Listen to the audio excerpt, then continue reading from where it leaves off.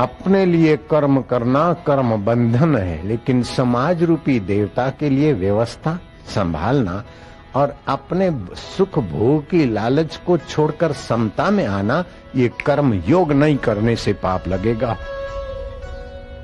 कर्म को योग बना लो। तेरे सामने युद्ध रूपी कर्तव्य आया है, तू क्षत्रिय है और आतताई को दंड देना क्षत्रिय का कर्तव्य है। और ये आतताई कर्म कर चुके हैं दुर्योधन आदि सब। तो आतताई को दंड न देना तो अपने कर्तव्य से चूकना है। कर्म का फल की आकांक्षा भी तुच्छ है। जैसे निष्काम कर्म या कर्तव्य, निष्काम कर्म पहाड़ पे है और फल की इच्छा तो खड्डे में पड़ा है। खड्डे में कर्म तो सभी लोग कर रहे हैं और फिर दुख से छूटते नहीं, क्योंकि कर्म को योग बनाने की तरकीब नहीं सीखे हम लोग। दिन रात सभी लोग कर्म कर रहे हैं और कोई नहीं चाहता मैं दुखी रहूं। 525 करोड़ लोग हैं, 5.25 अरब लोग हैं धरती पे। एक भी समझदार आदमी ये नहीं कह सकता कि मैंने फलाना काम दुखी होने के लिए किया था अथवा मैं दुखी होने के लिए करता हूं। और दुख कोई चाहता नहीं, फिर भी दुख मिटता नहीं। क्यों? कि कर्म तो करते हैं और तुच्छ फल की इच्छा में कोलू के बैल की नाई हम खप के मर जाते। कर्म को योग नहीं बनाते, कर्म को बंधन बना देते। कर्म को योग बनाओ तो यूं हसीबो खेलीबो धरीबो ध्यान, अहर्निश कथिबो ब्रह्म ज्ञान, खावे पीवे न करे मन भंगा, कहे नाथ में तीस के संगा। आज सुबह बताया था, नानक सतगुरु भेटिया दई ऐसी जुगत, हसंदियां खेलंदियां खावंदियां पैनंदियां हसंदियां खेलंदियां खावंदियां पैनंदियां विच होए मुगत। हंसते खेलते खाते पहनते मुक्ति का अनुभव करा दे हमें, ऐसा सतगुरु चाहिए था। नाथ जी कहते हैं, हसीबो खेलीबो धरीबो ध्यान, अहर्निश कथिबो ब्रह्म ज्ञान, खावे पीवे न करे मन भंगा, कहे नाथ में तीस के संगा। गीता ने ऐसा ज्ञान दे डाला है। कर्म करते समय भी आपका योग हो जाए। जिस कर्म में योग नहीं उस कर्म में भोग है, और जहां भोग है वहां दुख होगा होगा होगा। ऐसा कोई भोग नहीं जो भोगी को दुख ना दे, आसक्ति ना दे, कर्म बंधन ना दे। तो गीता ने 4 प्रकार के समत्व योग बताए। स्थूल समत्व योग, आदि भौतिक समत्व योग, आदि दैविक समत्व योग, आध्यात्मिक समत्व योग और तात्विक समत्व योग। जिसकी जहां अधिकार है बस उसी में आ जा, काम बन जाए। मिडिल क्लास का अधिकारी है, हाई स्कूल का अधिकारी है, कॉलेज का अधिकारी है, पीएचडी का अधिकारी, बस उसमें प्रवेश हो जाए एक बार।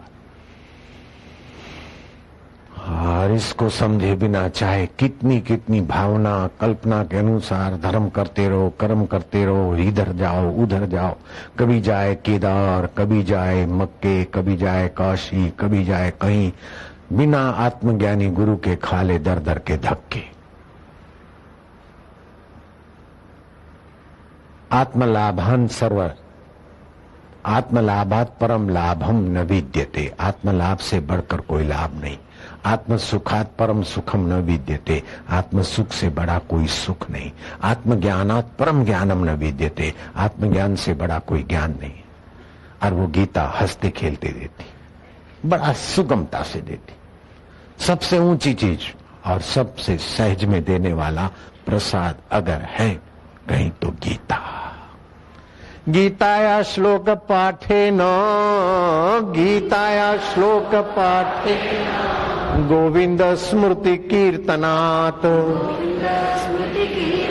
साधु दर्शन मात्रेण तीर्थकोटि फलम लभेत। गीता का एक आध श्लोक साधु पुरुष का दर्शन और भगवान नाम सुमरण करोड़ों तीर्थों का फल दे देता है। तीर्थ नाए एक फल, संत मिले फल चार, धर्म अर्थ काम और मोक्ष के द्वार खुलने लगते। सतगुरु मिले अनंत फल, जो सत्य स्वरूप ईश्वर में समता की विद्या दे। अनंत फल, न अंत इति अनंत, जिस फल का अंत न हो उसको बोलते अनंत। सतगुरु मिले अनंत फल, कहत कबीर विचार। ये कबीर जी बोलते मेरा विचार ये है, तीर्थ ना एक फल, संत मिले फल चार, सतगुरु मिले अनंत फल, कहत कबीर विचार।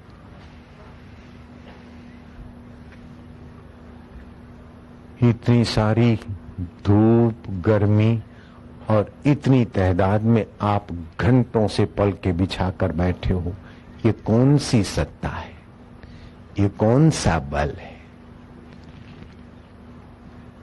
पांडवों के 5 में से 1 न मरा और कौरवों के 100 में से 1 न बचा, ये कौन सा बल है? जयराम जी बोलना पड़ेगा। एक सवाल ये। दूसरा सवाल है कि कोई दुख नहीं चाहता फिर भी सभी दुखी है, तो सहज में सुखी कैसे हों? सुख चाहते हैं, सुख हमारा सज जाती है, दुख भी जाती है।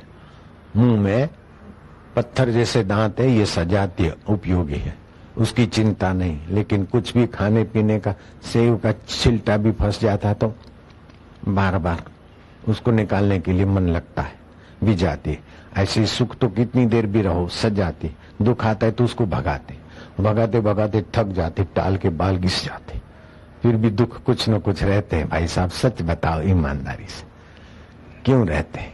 नहीं चाहते फिर भी रहते, क्योंकि कर्म को योग बनाने की कला नहीं सीखे, बाकी सब सीखे। भक्ति को योग बनाने की कला सीखो, कर्म को योग बनाने की कला सीखो, ज्ञान को योग बनाने की कला सीखो। हार को जीत में बदलने की कला सीख ले, वैर को प्रीत में बदलने की कला सीख ले, कांटों को फूल में बदलने की कला सीख ले, कर्म को योग में बदलने की कला सीख ले, रुदन को गीत में बदलने की कला सीख ले, और मौत को मुक्ति में बदलने की कला सीख ले। इसी का नाम तो सत्संग है।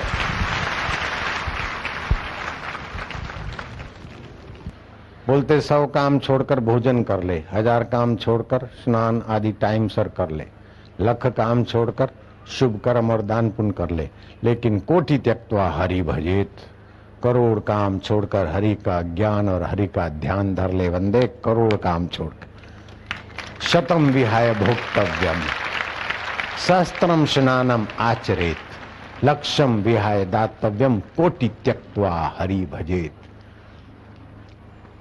मैं सदा कहता आया हूं, फिर नए नए लोग हैं, फिर से दोहराता हूं, जिसको कभी न छोड़ सको उसका नाम है परमात्मा। साहब, जिसको कभी न छोड़ सको और जो तुमको कभी न छोड़ सके उसका नाम है परमात्मा। और जिसको सदा रख न सको, जो तुम्हारे पास रह न सके, उसका नाम है शरीर और संसार। शरीर और संसार आपके पास रह नहीं सकता, और भगवान को आप छोड़ नहीं सकते और भगवान आपको छोड़ नहीं सकता। फिर हम दुखी क्यों हैं?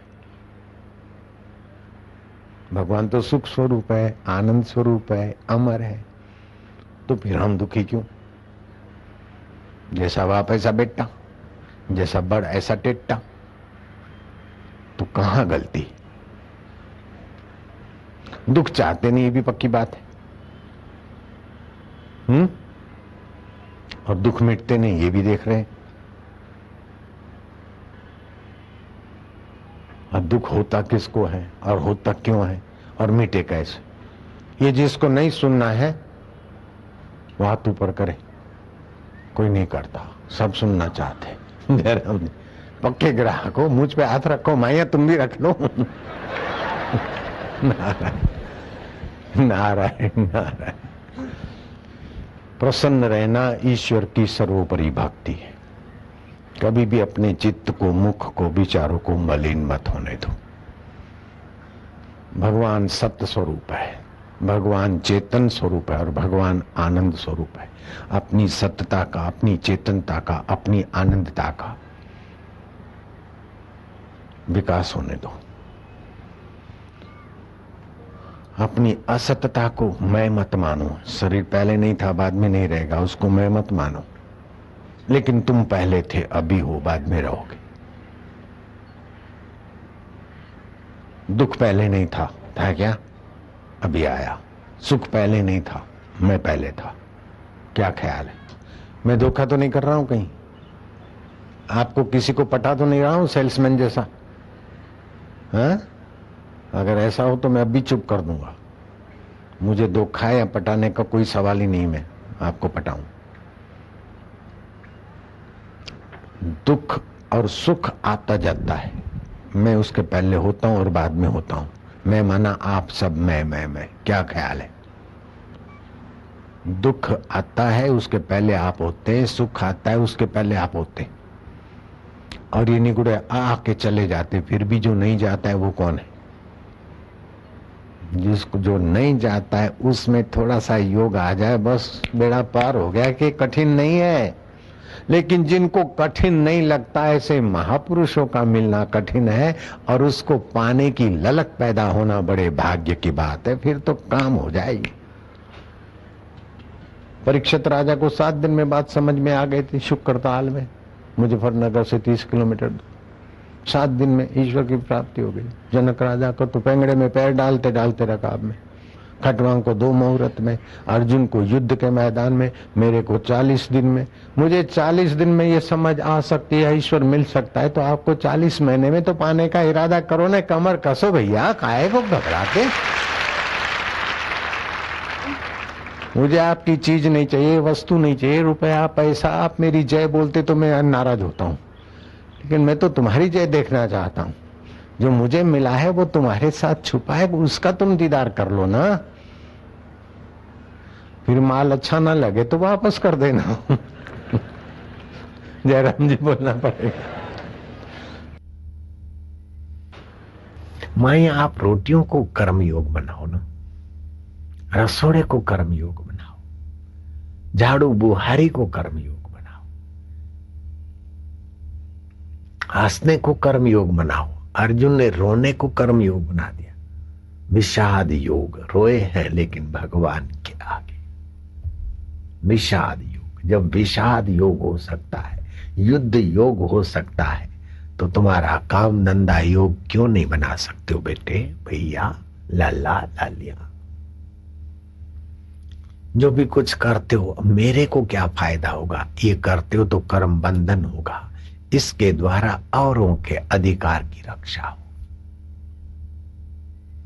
कहीं ऐसा तो नहीं कि मेरे लोभ के कारण कई दरिद्र बने और कई बच्चों की पढ़ाई और खान पान में हानि होगी, ऐसा लोभी तो नहीं बन रहा हूं। कहीं मेरी भाषा चुभने वाली होकर किसी के दिल को चोट तो नहीं पहुंचाती, सावधानी रखो। मेरी भाषा में सत्यता, चेतनता और आनंदता है कि नहीं, जरा सावधानी रखो। मेरे भाषण में झूठ, कपट, पक्षपात तो नहीं, मेरे कर्म में राग और द्वेष तो नहीं। ऐसी सावधानी रखो और सत्संग के द्वारा ये सावधानी समझ लो। फिर आपका जीवन तो महाराज अपने लिए, आप जब अपने लिए सुख स्वरूप होंगे तो दूसरों के लिए सहज में होंगे। ऐसा कोई भोगी नहीं जिसके संपर्क में आने वाले का शोषण ना हो, और ऐसा कोई योगी नहीं जिसके संपर्क में आने वाले का पोषण ना हो। संत के संपर्क में आने से हम लोगों का वास्तविक पोषण होता है, और भोगी के संपर्क में आने से हमारा शोषण होता है। भोगी मस्का मारकर हमारे तन को, हमारे मन को, हमारी बुद्धि को अपने भोग के अनुकूल घसीटेगा। पत्नी कहेगी तुम मेरे पति हो, मेरे गहने गांठे लाकर मेरे को सुखी करना तुम्हारा कर्तव्य है। पति कहेगा कि काम विकार में मुझे कंपनी देना तेरा कर्तव्य है राट।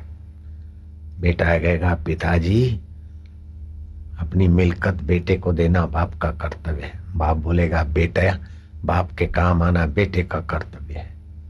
नेता कहेगा कि मेरा प्रचार करना दोस्त तुम्हारा कर्तव्य है। दोस्त कहेगा कि हमारे लिए ये कर लेना तुम्हारा कर्तव्य। सब एक दूसरे को अपने भोग के लिए उल्लू बनाने के लिए कर्तव्य बताते रहेंगे, लेकिन कृष्ण बोलते कि तुम अपनी अमरता, अनंतता और सुख स्वरूपता को जान लो, ये तुम्हारा कर्तव्य है। संत भी बोलते तुम दुखों के सिर पर पैर रखना सीख लो और सुखों को स्वप्न मानकर आनंद स्वरूप हो जाना, ये तुम्हारा कर्तव्य है। भगवान और भगवान को पाए हुए महापुरुष जो कर्तव्य बताते हैं, उस कर्तव्य को अगर समझ लिया मौज हो जाएगी।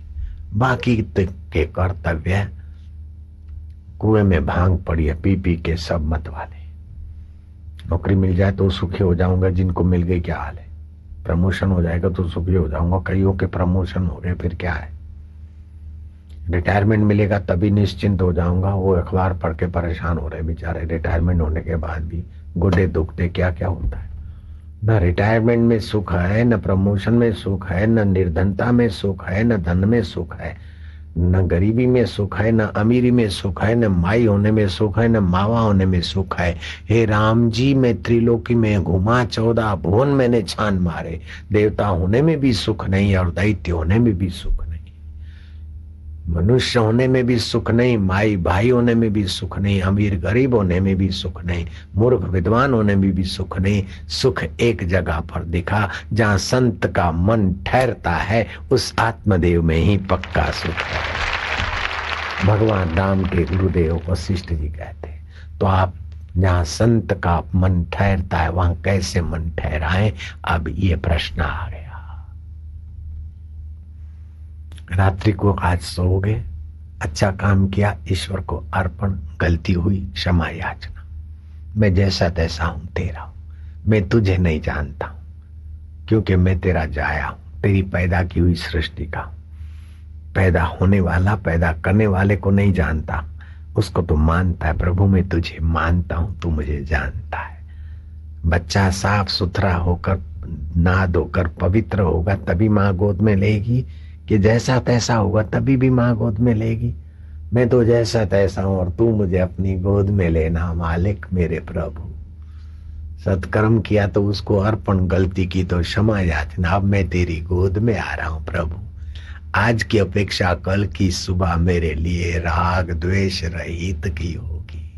संसार में सुखी होने की बेवकूफी से रहित तुझ में ही सुखी होने का प्रकाश वाली होगी ना प्रभु। तू मुझे सत्य का प्रकाश दे, आनंद का सुख, ज्ञान का सुख देने वाले दाता। मैं तेरा बालक हूं, जैसा तैसा हूं तेरा।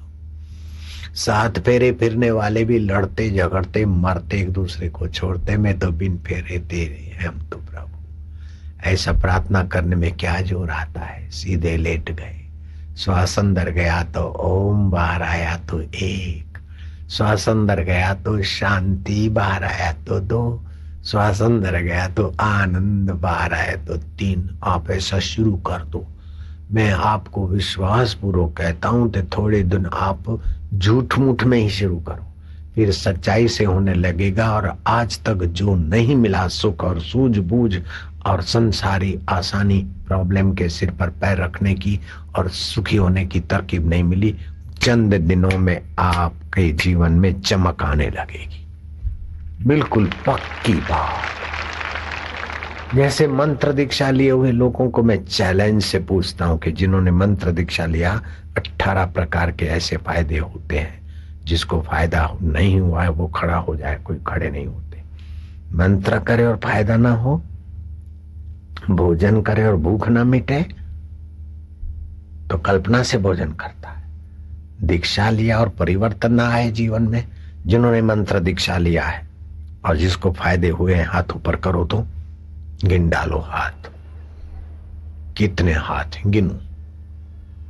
मंत्र दीक्षा लेने से फायदे होते हैं और होते ही है। तो ऐसे ही ये प्रयोग करने से और एक नया पाठ और आंतरिक कर्म योग का, भक्ति योग का, ज्ञान योग का प्रसाद पैदा हो जाएगा। और श्री कृष्ण कहते प्रसादे सर्व दुखा नाम, प्रसाद से सभी दुखों का अंत हो जाएगा। प्रसादे सर्व दुखा नाम हानि रस्योपजायते, प्रसन्न चेतसो यासु बुद्धि पर्यवितिष्ठते। समय हो गया है, लेकिन एक घटित घटना सुनाता हूं। बंबई से लगभग 70-80 किलोमीटर दूरी पर गणेशपुरी है। गणेशपुरी में मुक्तानंद बाबा हो गए, उनके गुरु नित्यानंद बाबा। नित्यानंद बाबा इस स्थिति में समत्व योग में पहुंच गए संत थे और कहीं भी विचरण करते थे। उस इलाके के लोग, गणेशपुरी के नहीं, जिस गांव में वो विचरण करते थे, उस इलाके के लोग ऐसे कुछ विलक्षण थे दुकानदार कि बाबा को, संत को, लंगोटी पहनकर विचरण करने वाले संत को क्या पहचाने सामान्य आदमी। कुछ का कुछ सुनाते, मुफतिया है, ऐसा है, वैसा है। कभी ढेला फेंक देते, कभी बालू फेंक देते, सिर पे लगा देते, कभी जूठा पानी लगा देते। बाबा मस्ती से अपना लेते। ऐसे करते करते महाराष्ट्र का कोई गांव है, नाम भी मैं बता सकता हूं, अभी याद नहीं आता। एक दिन अति हो गया तो मुक्तानंद ने कहा कि अब तुमको, महाराष्ट्र में सभी नदियों को गंगा जी बोलते, पुण्य नदियों को, अब तुम्हारे अति हो गया तो गंगा तुमको दंड देगी। बारिश के दिन शुरू हुए और एक दिन बरसात, ऐसी आंधी तूफान और बड़ी बड़ी बूंदों सहित बरसात पड़ी और नदी का पानी बहा। महाराज इतना बड़ा, इतनी बाढ़ आई कि कई घर गिर गए, कई दुकान टूट पड़े, कई सामान बह गया, लोगों का जीवन, जान, माल, स्वास्थ्य सब कुछ तबाह हो रहा था। बाबा विचरण करते हुए पेड़ पे चढ़ के बैठ गए थे, शांत ब्रह्म सुख। किसी बुजुर्ग ने कहा कि संत सताए तीनों जाए, तेज बल और वंश। ऐसे ऐसे कई देख लो, रावण कौरव जैसे कंस। जहां ब्रह्मज्ञानी संत को सताया जाता है वहां ऐसा ही कुदरत का प्रकोप होता है, और जहां ब्रह्मज्ञानी का आदर होता है वहां कुदरत की मेहरबानियां बरसती है। मूर्खों, कुछ सीखो।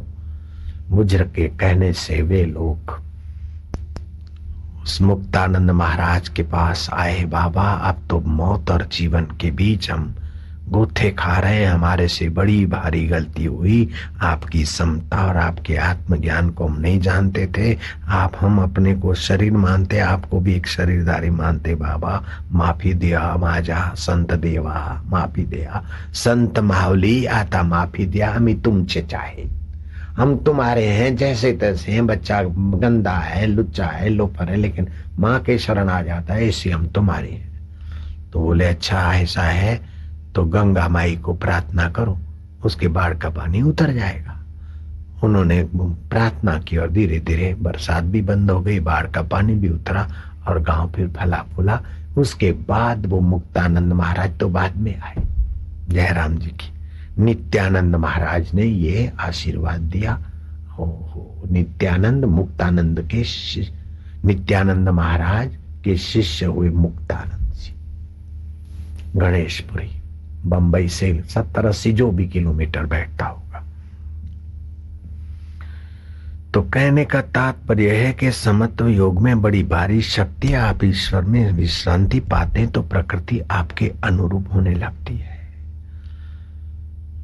ब्रह्म ज्ञान एक बड़ी ऊंची चीज है। तो आप रात को सोते समय भगवान से अपना तालमेल करके आराम करिए। सुख आए तो उसमें कूद मत पड़िए, सुख बांटिए, मान को बांटिए।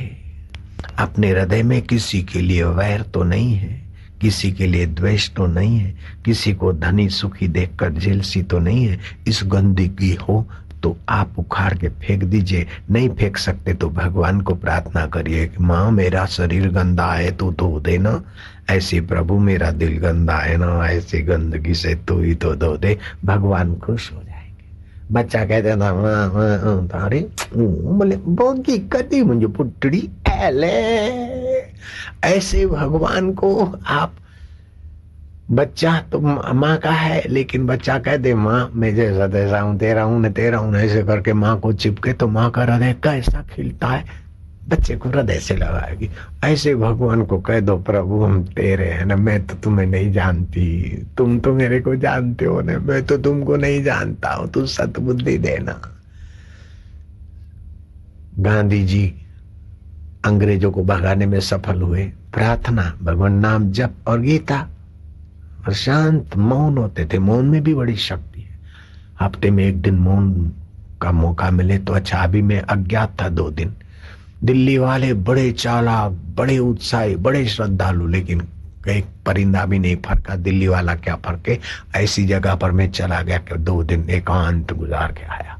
जयराम जी, अब मैं ऐसे ही करूंगा। सत्संग की बहुत कम करते जाऊंगा। अभी भी मैं कमरे में था 2-4 घंटे ऐसे मैं यहाँ से गया, बस थोड़ा बहुत खाया पिया मिला, ऐसे आए हुआ। तू फकीर तो रहा, नाता किसी से क्या, छोड़ अपने दिलबर को, फिर मिलना किसी से क्या। तू बड़ी न बेल, पड़ा अपने प्रभु के साथ खेल। तो आप भी कमरा बंद करके थोड़ी देर चुप बैठना सीखो, उससे बात करना सीखो। सुबह नींद में से उठोगे थोड़ी देर चुप,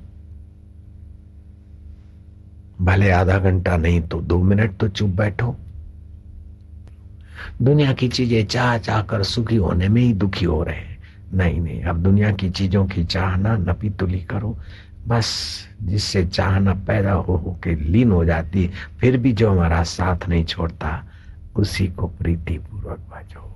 कि प्रभु ऐसे दिन कब आएंगे कि तुम हमारे साथ और हम तुमको जानते नहीं, हम तुमको मानते हैं, लेकिन तुम ही कृपा करोगे। तुम्हारी प्रीति का दान दो, भक्ति का दान दो। हम जैसे तैसे तुम्हारे,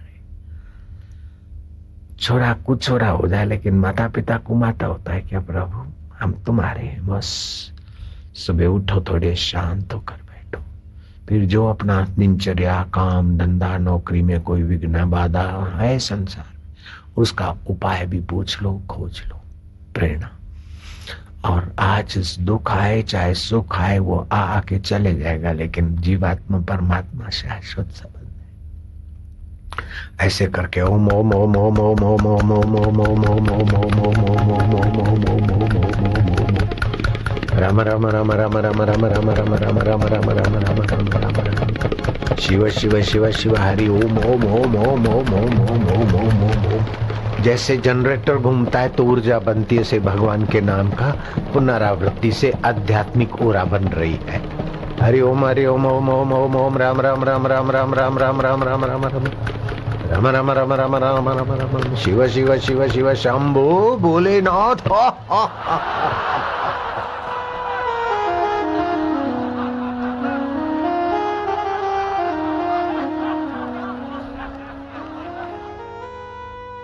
बहत्तर 72,000 नाड़ियों में आध्यात्मिक ओरा का संचार होगा। कई बीमारियों को मिटाने में मदद मिलेगी, कई चिंताओं को भगाने में सहयोग मिलेगा, और वातावरण जो दुखमय, चिंतामय, पीड़ामय है, उसको बदलने के लिए ये बहुत सुंदर उपाय है। शुरुआत सुबह की ऐसे करो। क्या ख्याल है?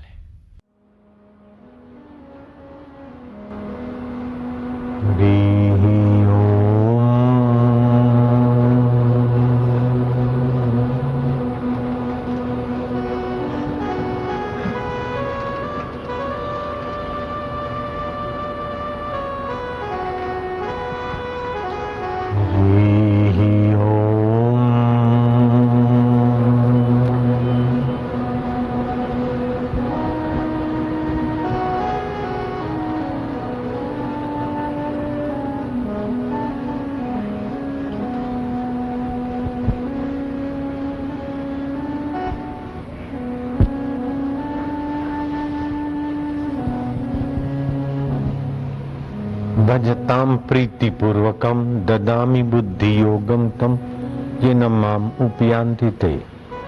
बुद्धि तो कुत्ते के पास भी है, मच्छर के पास भी है कि बापू की दाढ़ी पे बोरिंग नहीं होता।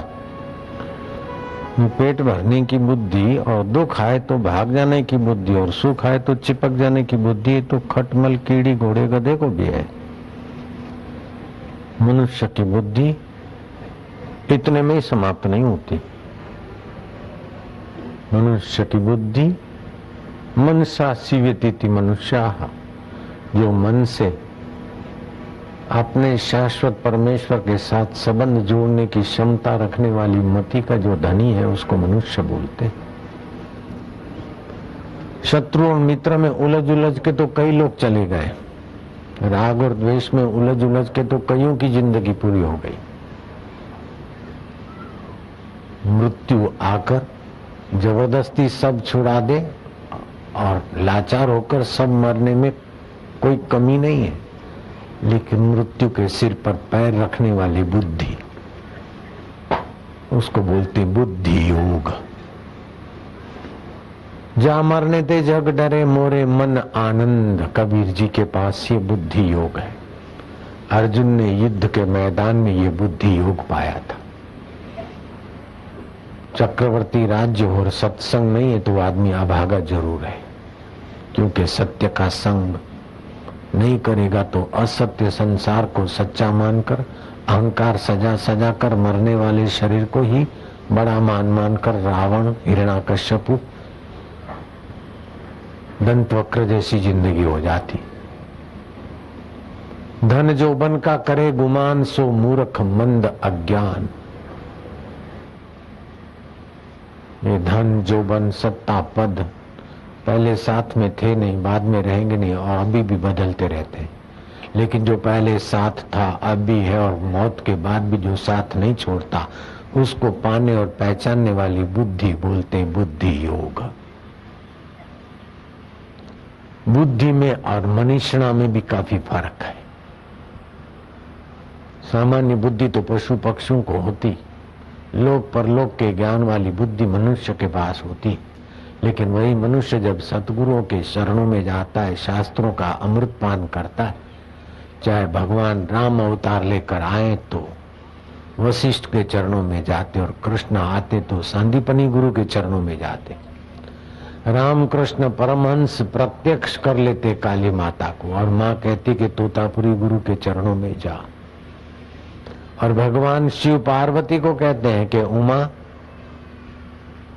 संत समागम सम और न लाभ कछुआन, बिनु हरि कृपा उपजे नहीं गावे वेद पुराण। शिव जी ने उपदेश दिया और पार्वती जी को वामदेव गुरु से दीक्षा दिलाई।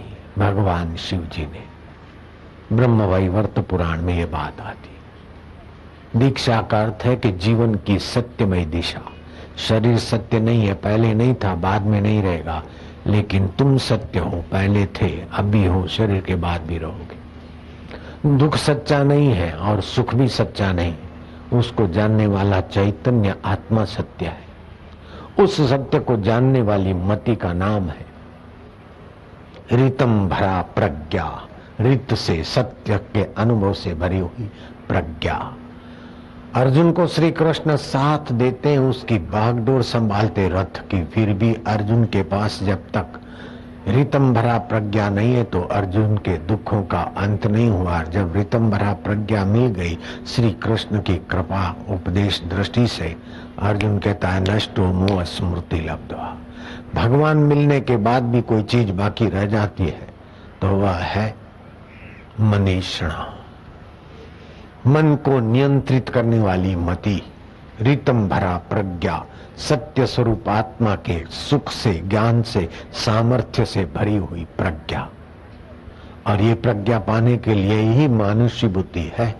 पेट भरने के लिए इतनी सारी बुद्धि की जरूरत नहीं है, चोरा चोरी पैदा करने के लिए इतनी बुद्धि की जरूरत नहीं है।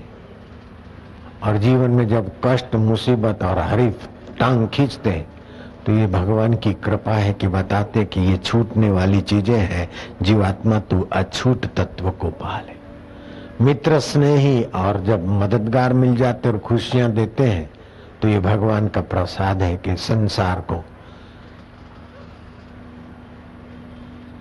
सेवा का क्षेत्र समझकर मिली हुई चीज का सदुपयोग करके तू सत्य को पाले। सफलता और पद मिले तो वस्तु का पद का सदुपयोग करके यात्रा कर। विफलता और संघर्ष आता है तो वैराग्य करके उस परमेश्वर की खोज कर। अर्थात योग्यता और बल है तो सेवा के द्वारा अपने को ऊंचा उठा, और विफलता और कष्ट है तो वैराग्य के द्वारा अपने को ईश्वर से मिला। ये संसार एक महान पाठशाला है परमेश्वर की, और अपने बच्चों को यहाँ पढ़ाई करके मुक्त आत्मा होने के लिए भेजा है ईश्वर ने, सदा रहने के लिए नहीं भेजा है। संसार तेरा घर नहीं, 2-4 दिन रहना यहाँ, करे याद अपने राज्य की, स्वराज निष्कंटक जहां।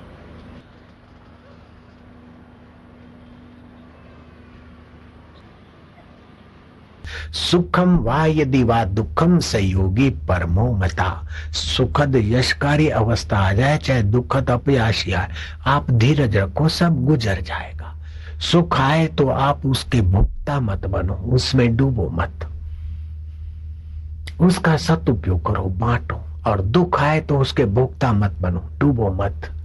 दुख आए तो खुशी मनाओ कि तू जाएगा आरामजादा और सुख दे जाएगा, इसलिए तेरा स्वागत है। और सुख आए तो कि तू भी जाएगा हरामजादा, दुख दे जाएगा, इसलिए तेरे में चिपकूंगा नहीं। तो आप सुख को भी उपयोग कर लो, दुख का भी उपयोग कर लो, तो उपयोग करने वाला बहादुर है। उपयोग हो जाए तो वो तो साधारण है। सुख तुम्हारा उपयोग करके तुम्हें खोखला बना दे, दुख तुम्हारा उपयोग करके तुम्हें डरपोक बना दे, तो तुम्हारा जीवन जीवनदाता की प्राप्ति वाला नहीं होगा। इसलिए माताएं बहनें, मान हो जाए, अपमान हो जाए, यश हो जाए, अपयश हो जाए, कलंक लग जाए, अपने कलंकित कामों से हम बचें। फिर किसी भाई माई को कोई झूठा कलंक लगाता है तो डरने की जरूरत नहीं है। आपने चोरी नहीं की और कोई चोर कह देता तो उसको चोरी का कलंक पाप लगेगा, आपको क्या है। इसीलिए कोई ऐसे दोषारोपण करे तो डरने की जरूरत नहीं। कई लोग ऐसा ऐसा संगठन बनाए, एकनाथ महाराज के खिलाफ, हमारे खिलाफ कई संगठन बनाए, कई पत्रकारों की लोबी बनी। जहां बापू जाए तो हो अखबारों में ऐसा ऐसा छपे कि लोग बापू को देखने ही आ जाते थे कि ये ऐसे बापू। और उस बहाने सत्संग सुनते तो मेरी ग्राहकी 4 गुनी हो गई जयराम जी की। Every action create in reaction. एक बार तो ऐसा हुआ कि वो सुपारी देकर किसी बड़े नामचीन डॉन को भेजा के बापू को वो इतना है तो बापू को भेज दो। तो वो सर्वे करने आया और जरा 2 वचन सुने तो मेरा भगत बन गया। तो सुपारी देने वालों ने देखा कि बापू के पास कोई जादू है, जो आदमी भेजते उन्हीं के हो जाते हैं। मेरे पास जादू तो है, बिल्कुल सच्ची बात है। मैं एक मंत्र जानता हूं लोगों को वश करने का, और मैं आपको बता दूंगा।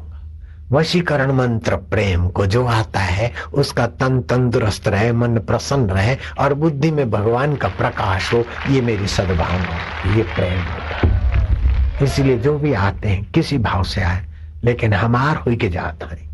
वो मंत्री भी कहता रहे कि हम तुम्हारे बहुत अच्छा लग रहा है, हम आए हैं, बार बार आए हैं, चकाचक हुए हैं। कमर सीधी, गर्दन सीधी।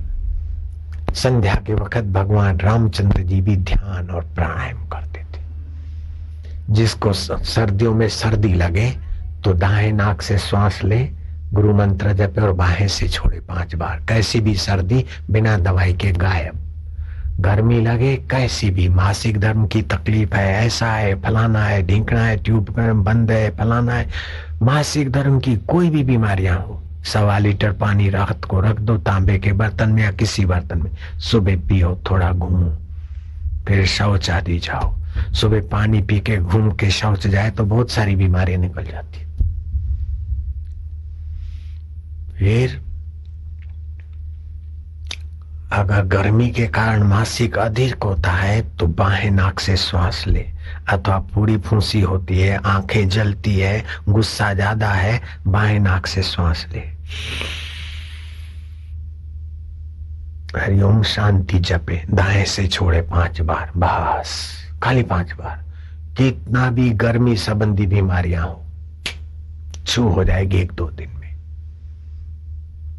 और भी ज्यादा गर्मी, आंखें जलती है तो जीभ को ऊपर लगा दे तालू पे, और दांत से दांत मिलाकर मुंह से श्वास भर के घूंट भर के पिए। कैसी भी गर्मी हो, गर्मी का प्रकोप टूट जाएगा।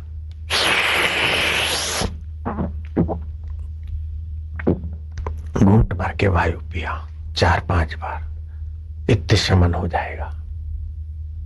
हाँ, लेकिन ज्यादा करेगा तो फिर जठरा भी मंद हो जाएगी, इसीलिए 4-5 से ज्यादा नहीं करें। हल्ला गुल्ला वाली भक्ति से ये शांत तपस्या वाली भक्ति 10 गुना ज्यादा प्रभावशाली है। सो हम वायु की तकलीफ शरीर को है, कमर शरीर की दुखती, हमारी कमर वह कभी नहीं दुख सकती। हम हैं अपने आप सारी परिस्थितियों के बाप। साधो अब हम न मरेंगे, अमर भय। देश काल और वस्तु के परिच्छेद से रहित हम चैतन्य घन आत्मदेव, आकाश रूप चिद घन परमात्मा तत्व हमारा अपना आपा है। ओम आनंद, ओम ओम शांति, ओम ओम माधुर्य, शिवोहम, ओम नारायण नारायण। नर नारी का अंतर आत्मा नारायण। हरि शरणम, देह शरणम नहीं, मन शरणम नहीं, बुद्धि शरणम नहीं। मन बुद्धि को जो जानता है सोहम स्वभाव, मैं उसी की शरण, अर्थात मैं उसका वो मेरा। हरि शरणम। ओम ओम आनंद स्वरूप हरि, प्रेम स्वरूप हरि, ज्ञान स्वरूप हरि, चैतन्य स्वरूप हरि है, अमर आत्मा हरि है और हम उसके अमर संतान हैं। हम शरीर नहीं थे और नहीं रहेंगे, हम आत्मा थे, हैं और रहेंगे। ओम ओम।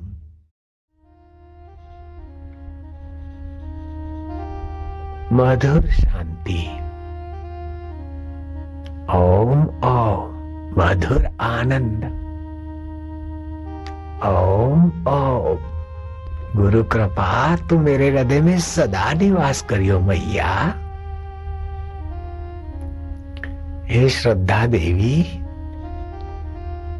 तू सभी धर्मों की मूल है। हे रसमयी मां, सुखमयी श्रद्धा देवी, तू मेरे हृदय को कभी ना छोड़ियो ना। ओम आनंद। ध्यान करना नहीं, तुम प्रेम में बहते जाओ। कोशिश मत करना ध्यान की, प्यार करते जाओ अपने आत्म स्वभाव को। बुद्धि का जड़ अंश क्षीण होता जाएगा और ब्रह्म भाव जागृत हो जाएगा।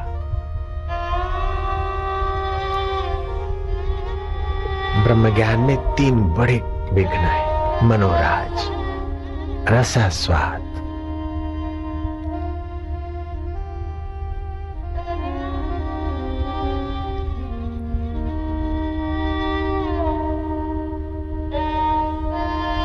और देहाध्यास। जब शरीर टुकड़े टुकड़े करके किसी को दे देना तो देहाध्यास से तो पार हो गए महात्मा। मनोराज के साक्षी मनोराज से पार हो गए। अब जरा सी छलांग मारनी है महात्मा, और छलांग मारने वाला मैं कौन हूं ये पूछते ही वो मैं ही ब्रह्म हो जाए। ही है वास्तव।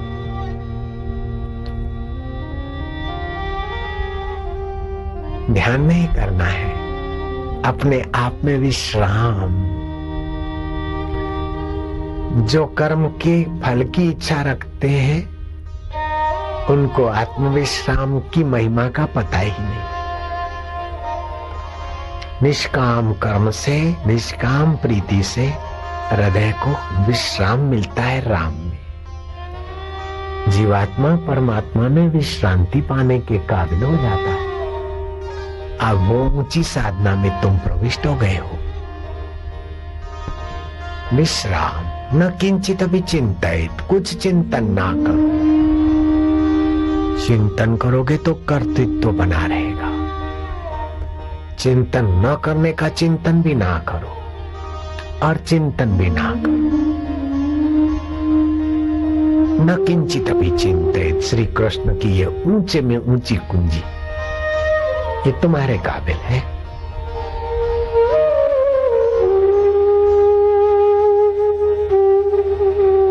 सुबह शाम ऐसे चुप बैठा करो, बहुत बड़ा ऊंचा साधन है। मेरा ध्यान लगे बाहर में जाए ध्यान लगे तो ध्यान नहीं जाए लगेगा। ध्यान की फिक्र नहीं, हम तेरे तुम हमारे। ओम शांति। प्रीति करते गए अपने आप ध्यान लगता है। ध्यान लगे तो ध्यान नहीं लगेगा। ध्यान करूं तो ध्यान नहीं कर पाएंगे। बैठे चुप शांति, अपने आप ध्यान, अपने आप आनंद।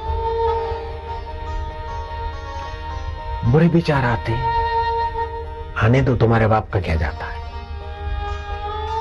पसार हो जाएंगे।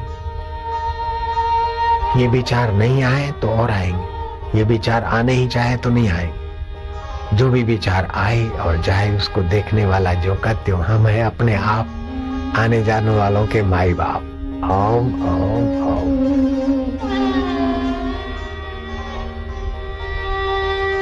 साधो हम अमर भय अब न मरेंगे, मरे हमारी बला शरीर, हम काहे मरित। मौत को भी जानने वाले हम अमर आत्मा है। ओम ओम। ये बुद्धि योग है। जो प्रीति पूर्वक स्मरण करता है उसको मैं बुद्धि योग देता हूं। और बुद्धि योग मिला तो सारे दुखों के सिर पर पैर रखने की सूझबूझ के धनी हो जाओ।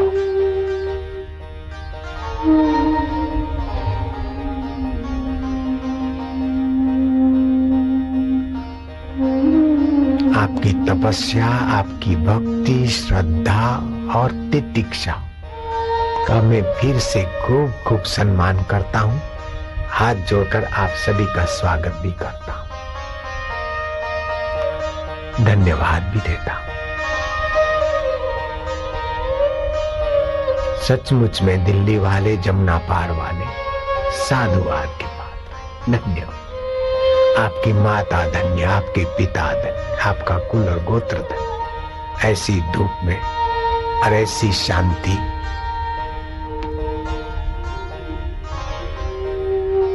जो करोड़ करोड़ कल्प में कर्म का फल भोगना पड़े, वो तो कर्म बंधन क्षीण हो रहा है और भगवत शांति मिल रही है।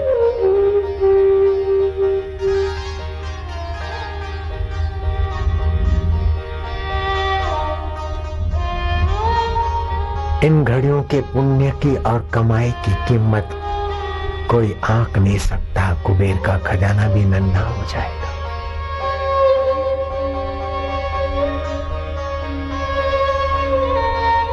साधो साधो। ओम ओम।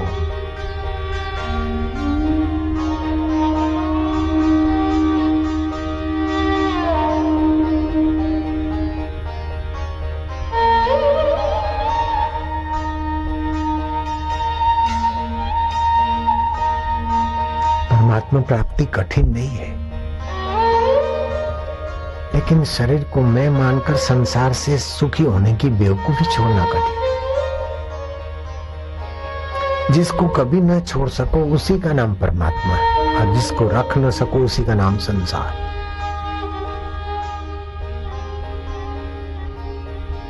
जिसको छोड़ नहीं सकते उसको जान लो, और जिसको रख नहीं सकते उससे ममता हटाओ। बस दोनों हाथ में लड्डू।